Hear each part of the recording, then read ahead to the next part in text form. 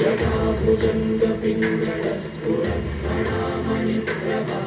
नमस्कार मंडळी, स्वागत आहे तुमचं या वीकेंड ब्लॉगमध्ये. तर इंट्रोवरून तुम्हाला लक्षात आलंच असेल. तर आज आम्ही निघालो द एपिक बाहुबली मूव्ही पाहण्यासाठी. तर आमचा शो 9:05चा होता. तरी आम्ही 8 वाजता रूमवरून निघालो. थिएटरकडे जाता जाता हैदराबादचा मस्त अशा व्ह्यूचा आनंद घेत घेत आम्ही थिएटरकडे निघालो. तर मस्त अशा वातावरणाचा आनंद घेत घेत आम्ही झालो लेट. लेट झाल्यामुळे आम्ही घाईने गाडी पार्किंग लावून थिएटरकडे घेतली धाव. हेड सिक्युरिटीकडून होऊन पास आणि सातबाऱ्याचा कागद दाखवून खास वेगाने आम्ही थिएटरकडे गेली भरती.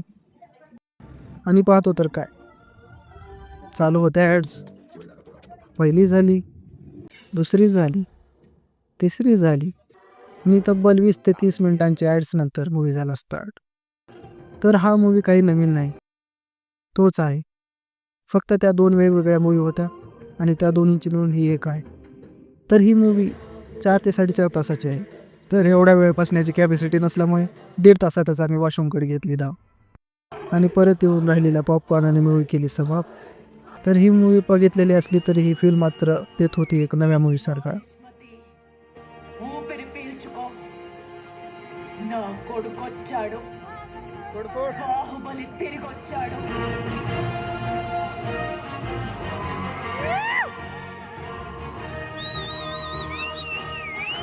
बाहेर आल्यानंतर बेस्ट मूव्ही क्रिटिक्सकडून घेतले review. Super ultimate excellent awesome.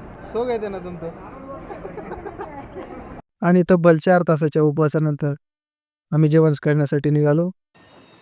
मग हॉटेलवर जाता जाता थोडीशी मस्ती, थोडासा सिग्नल.